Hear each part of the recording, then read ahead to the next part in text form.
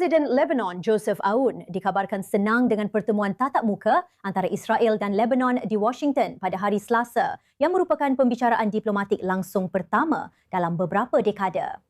Marco Rubio menjamu duta besar masing-masing negara setelah lebih dari sebulan perang antara IDF dan Hizbullah yang merupakan eskalasi terbaru di sepanjang front utara itu.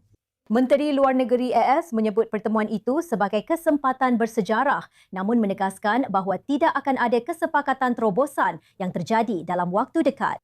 Koresponden senior Timur Tengah kami, Ariel Osaran, menjelaskan pentingnya pertemuan bersejarah ini dan apa yang bisa diharapkan selanjutnya. Silakan simak.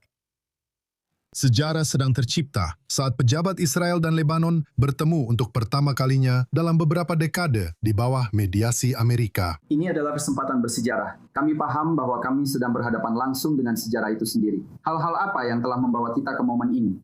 Dan kesempatan di sini, saya tahu beberapa dari Anda menanyakan tentang gencatan senjata. Ini jauh lebih dari sekedar itu.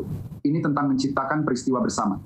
20 atau 30 tahun terakhir memiliki banyak pengaruh di bagian dunia ini.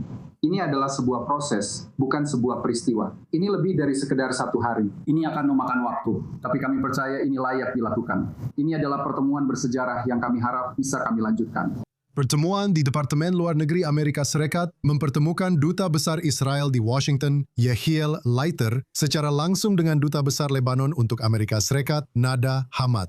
Ini adalah kontak tingkat tinggi penting pertama antara pemerintah Israel dan Lebanon sejak tahun 1993. Kami menemukan hari ini bahwa kami berada di pihak yang sama. Itu adalah hal paling positif yang bisa kami dapatkan dari pertemuan ini. Kami berdua bersatu dalam membebaskan Lebanon dari kekuatan pendudukan yang didominasi oleh Iran yang disebut Hizbullah. Duta Besar Lebanon menggambarkan pertemuan awal tersebut sebagai sesuatu yang positif dan mengatakan kepada media Lebanon bahwa dia menyerukan gencatan senjata agar para pengungsi dapat kembali ke rumah mereka serta memastikan kedaulatan penuh negara atas seluruh wilayah Lebanon. Kedua duta besar mengatakan akan ada pertemuan lain tanpa mengungkapkan tanggal atau lokasinya. Kami sedang bekerja pada kesepakatan di semua bidang, baik di bidang keamanan maupun sipil, untuk mencoba bersama-sama mencapai perjanjian damai yang lengkap. Bahwa begitu masalah keamanan telah terpecahkan, kami dapat melangkah menuju perjanjian damai dan memulai hubungan yang harmonis seperti yang kami miliki dengan negara-negara Abraham Accord lainnya. Namun jalan menuju perdamaian itu panjang dan penuh dengan rintangan. Saat pertemuan berlangsung di Washington, Hizbullah terus meluncurkan drone dan roket ke Israel Utara dan IDF melakukan serangan di Lebanon Selatan. Tanpa adanya gencatan senjata, pemerintah Lebanon akan terus mendapat tantangan dari Hizbullah dan para pendukungnya terkait kesediaannya untuk bernegosiasi langsung dengan Israel dengan ancaman perang saudara yang membayangi. Kami menolak negosiasi dengan entitas Israel. Negosiasi ini sia-sia, dan pembicaraan ini membutuhkan konsensus Lebanon, mengubah posisi dari tidak ada negosiasi menjadi negosiasi langsung. Tidak ada yang berhak membawa Lebanon ke jalan ini tanpa kesepakatan internal di antara komponennya, dan hal ini tidak terjadi. Tanpa tanda-tanda berakhirnya operasi IDF terhadap Hizbullah, tekanan terhadap Beirut akan terus berlanjut. Dan bahkan setelah gencatan senjata tercapai, pasukan Israel akan tetap berada di wilayah Lebanon untuk masa mendatang. Namun, Beirut tidak akan dibiarkan sendirian untuk menghadapi tekanan-tekanan yang semakin meningkat ini. Amerika Serikat mengatakan akan memberikan bantuan kemanusiaan kepada Beirut dan bantuan keuangan kepada Angkatan Bersenjata Lebanon. Dan Arab Saudi, yang bersama dengan negara-negara Teluk lainnya, telah menahan bantuan yang sangat dibutuhkan Lebanon untuk rekonstruksi, sedang mempersiapkan langkah di balik layar untuk mendukung Lebanon dalam upayanya meminggirkan Hizbullah. Jadi, meskipun perdamaian, bahkan gencatan senjata pun tidak akan tercapai dalam satu pertemuan. Yang penting di sini adalah prosesnya telah dimulai, mendobrak tabu yang sudah berlangsung bertahun-tahun. Dan untuk pertama kalinya dalam beberapa dekade, keputusan perang dan damai akhirnya kembali ke tangan negara Lebanon. Masih ada jalan panjang yang harus ditempuh, tetapi kereta perdamaian Israel-Lebanon telah meninggalkan stasiun. Jadi untuk mendapatkan lebih banyak reaksi dan wawasan, Dengan senang hati kami menyambut Husin Abdul Husin, peneliti di Foundation for the Defence of Democracies yang sekarang bergabung bersama kami dari Washington. Terima kasih banyak atas waktunya. Memang ini adalah masa-masa bersejarah. Mari kita mulai dengan wawasan anda setelah pertemuan tatap muka di Washington ini.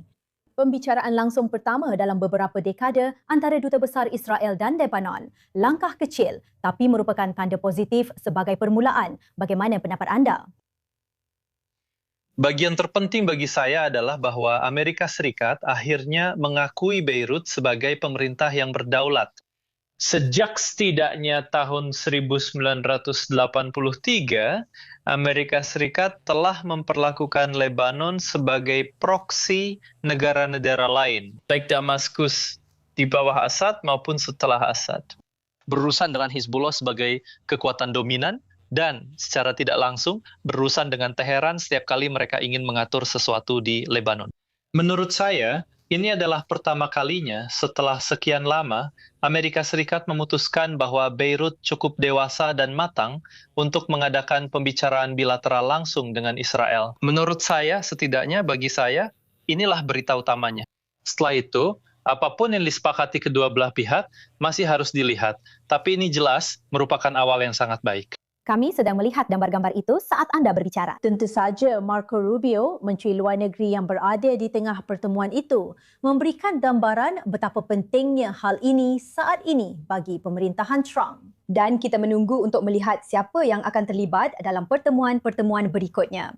Tapi kita tahu Naim Qasim sama sekali tidak ingin Lebanon ikut serta. Dia menyebut pertemuan itu tidak ada gunanya dan itu sudah dikatakannya sebelum pertemuan itu terjadi. Tapi bukan hanya Joseph Aoun, sang presiden yang mengirim Duta Besar Lebanon ke pertemuan itu. Dia juga dikabarkan senang dengan prosesnya sejauh ini. Apa yang bisa kamu simpulkan dari itu? Wawasan apa yang bisa kamu bagikan? Ya, itu menunjukkan kepada saya bahwa Hizbullah dan Naim Qasim tidak memahami konsep negara atau pemerintahan yang terpilih atau bagaimana cara kerjanya. Dan ironisnya, Hizbullah menuntut adanya konsensus untuk isu-isu seperti berbicara dengan Israel, sementara Hizbullah sendiri tidak menerima konsensus terkait senjata mereka, yang jelas tidak bisa mereka dapatkan di Lebanon. Jadi Hizbullah melakukan urusannya sendiri dan tidak membiarkan siapapun ikut campur dalam urusan mereka. Pada saat yang sama, mereka berpikir bahwa pemerintah yang terpilih, tentu saja Presiden Aoun dipilih oleh parlemen yang terpilih, dan pemerintah itu sendiri juga dipilih oleh parlemen terpilih yang sama. Jadi kita punya segala macam legitimasi di pihak Aoun. Dan kemudian Anda punya orang yang milisinya melanggar setengah lusin resolusi Dewan Keamanan PBB dan konstitusi Lebanon, serta semua ketentuan dari pemerintah Lebanon. Berkata, ya kamu tidak sah, dan kamu harus berkonsultasi denganku sebelum berbicara dengan siapapun. Dan Hizbullah tentu saja masih terus menggempur komunitas-komunitas di utara Israel pada hari ini. Seperti yang sudah kamu dengar, Duta Besar Israel setelah pembicaraan di Departemen Luar Negeri Amerika Serikat mengatakan bahwa Perancis sama sekali tidak boleh terlibat dalam upaya diplomatik. Mereka seharusnya tidak boleh terlibat sama sekali dalam negosiasi. Apa tanggapanmu terhadap komentar dari Duta Besar Israel itu? Dan menurutmu, siapa yang secara realistis bisa terlibat dalam membantu mencapai solusi damai di garis depan utara? Soal Prancis, Duta Besar itu benar sekali. Prancis tidak semestinya campur tangan dalam hal apapun yang berhubungan dengan Lebanon. Selama beberapa dekade terakhir, Prancis telah menggunakan Lebanon sebagai alat untuk memenangkan hati Teheran. Prancis lebih sering berpihak pada Hizbullah daripada pemerintah Lebanon. Tidak ada yang ditawarkan Prancis. Prancis sebenarnya tidak memberikan bantuan atau dukungan apapun kepada pemerintah Lebanon atau tentara Lebanon. Untuk pertanyaan Anda, siapa yang seharusnya terlibat dalam pembicaraan antara Israel dan Lebanon selain Amerika Serikat? Tidak ada. Riyadh tidak seharusnya mendapat tempat di meja perundingan. Doha juga tidak seharusnya mendapat tempat di meja perundingan. Ankara tidak seharusnya mendapat tempat di meja perundingan.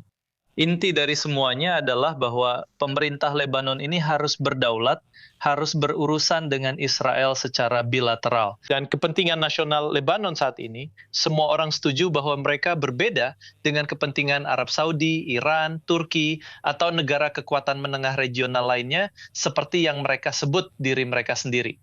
Hussein Abdul Hussein, saya selalu menghargai wawasan anda. Terima kasih banyak. Langsung dari Washington, terima kasih atas waktunya. Terima kasih. Dan sekarang untuk informasi lebih lanjut. Senang sekali bisa menyambut anda di studio, Letnan Kolonel Kadanghan, Jonathan Conriquez, mantan jurubicara internasional di IDF dan peneliti senior di Foundation for the Defense of Democracies. Dan masih di studio, koresponden senior Owen Alterman. Terima kasih banyak sudah hadir di studio. Begitu banyak yang harus dibahas, semuanya sedang berkembang. Jonathan, pada saat yang sama, saya ingin mulai dengan apa yang baru saja kita dengar sekarang terkait upaya menuju semacam hasil diplomatik di seluruh front utara. Penilaian anda, pendapat anda? Saya pikir Hussein benar sekali.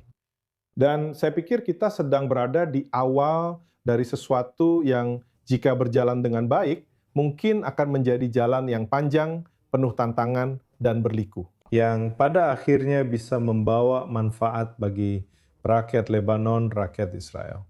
Ada banyak pihak jahat yang akan mencoba menggagalkan pembicaraan ini. Saya rasa hari ketika Hizbullah akan menggunakan kekerasan di Lebanon untuk mencegah para pemimpin Lebanon melanjutkan pembicaraan, hari itu tak lama lagi akan tiba. Mereka akan menggunakan kekerasan, baik itu melalui protes dan kerusuhan di jalanan maupun pembunuhan terarah atau pembunuhan terhadap para pemimpin Lebanon. Mereka akan melakukan sesuatu karena frustrasi untuk mencoba menggagalkannya. Dan tentu saja, mereka kemungkinan besar akan mencoba menggunakan kekuatan militer mereka untuk melawan Israel, guna memancing Israel. Berlebihan dan melakukan terlalu banyak. Itu akan menjadi beban yang terlalu berat bagi negara Lebanon untuk ditangani. Dan tentu saja kita akan membahas Iran setelah ini. Tapi apa yang kita miliki hari ini adalah momen bersejarah. Sangat senang bahwa ini berada di bawah kepemimpinan Amerika. Saya pikir ini adalah momen yang baik untuk pemerintah Lebanon. Patut diapresiasi karena berani menyatakan kami di sini untuk membahas perdamaian dengan Israel. Saya punya banyak hal untuk dikatakan tentang apa yang telah mereka lakukan untuk benar-benar memfasilitasi ini. Silakan saja, katakan saja. Saya pikir mereka sangat kurang dalam hal implementasi. Dan Anda tahu, mereka punya waktu 1 tahun penuh sejak gencatan senjata diadopsi pada akhir 24 hingga hari ini untuk benar-benar melucuti senjata Hizbullah. Itu yang mereka katakan akan mereka lakukan. Mereka belum melakukannya, bahkan masih jauh dari itu. Dan pertanyaan sebenarnya di sini, Anda tahu, faktor X yang sebenarnya yang akan menentukan kemana arah pembicaraan damai ini adalah, bisakah Hizbullah dilucuti senjatanya oleh negara Lebanon? Dan kapan itu akan mulai terjadi? Jika Hizbullah tidak dilucuti senjatanya, maka semua ini akan menjadi sia-sia. Kerana kebutuhan utama Israel adalah keamanan dan senjata harus diambil dari tangan organisasi teror Iran ini. Jadi ini benar-benar menjadi beban pembuktian di pundak pemerintah Lebanon. Saya berharap mereka akan mengubah kata-kata menjadi tindakan. Jika mereka melakukannya, banyak hal positif akan terjadi untuk Lebanon, Israel dan juga kawasan ini. Berbicara tentang langkah positif yang mungkin terjadi, Benjamin Netanyahu akan mengadakan rapat Kabinet Keamanan malam ini dalam beberapa jam ke depan untuk membahas kemungkinan gencatan senjata. Kita tidak ingin mengambil kesimpulan terlalu cepat, terutama terkait front utara. Bagaimana pendapat anda tentang pertemuan semacam ini dan waktunya saat ini? Saya rasa ini bukan kebetulan.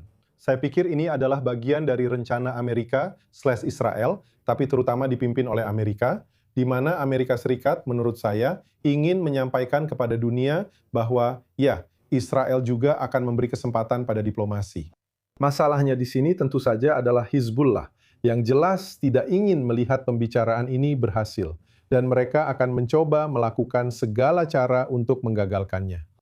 Faktor lain di sini adalah Iran. Orang-orang Iran telah mencoba dan sejauh ini gagal mengaitkan antara negosiasi antara Amerika Serikat dan Iran dengan situasi antara Israel, Hizbullah, dan Lebanon. Saya pikir Israel akan melakukan apapun yang bisa dilakukan untuk menjaga perbedaan itu. Itu adalah perbedaan strategis jangka panjang yang perlu dipertahankan dan dijaga oleh Israel. Sekarang ada tekanan dari Amerika, tapi saya tidak berpikir Israel akan membiarkan itu terjadi untuk memberlakukan gencatan senjata di Lebanon selama Hizbullah masih ada di sana, bersenjata dan bermusuhan, serta mencoba membunuh orang Israel, selama masih ada roket dan drone yang ditembakkan ke warga sipil Israel. Dan roket dan drone itu baru saja ditembakkan lagi tadi siang. Owen, bagaimana pendapatmu? Benar, ada 2 poin. Yonatan benar menyebutkan masalah bahwa Hizbullah masih memiliki senjata dan masalah Iran. Ada masalah lain bagi Benyamin Netanyahu dalam mencoba mempromosikan gencatan senjata di kabinetnya dan di luar itu. Itu adalah masalah politik di dalam Israel. Apa yang harus dipikirkan oleh warga utara, Benito, ketika jelas bahwa harapan mereka untuk keamanan jangka menengah, apalagi keamanan jangka panjang, sama sekali belum terpenuhi.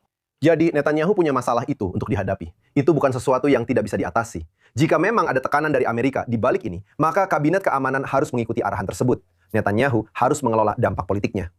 Satu catatan lagi tentang Prancis. Kami mendengar Duta Besar Israel untuk ASS, Yehiel Leiter, menjawab pertanyaan Mike Wagenheim tadi malam dengan komentar pedas tentang pemerintah Prancis dan keinginan Israel untuk menjauhkan mereka dari negosiasi. Kami menghubungi Ofer Braunstein, penasihat Presiden Macron, untuk mendapatkan reaksinya. Dan inilah yang dia sampaikan kepada kami. Namun demikian, Prancis terlibat dalam semua detail persiapan pembicaraan antara kedua pihak dan terus mendorong penyelenggaraan pembicaraan serta mediasi tersebut. Segala sesuatu bisa bergerak dengan cepat dan demi kebaikan semua pihak, termasuk kedaulatan Lebanon serta dukungan logistik dan intelijen. Jadi, jika kamu tidak bisa mengalahkan mereka, setidaknya katakan bahwa kamu bergabung dengan mereka.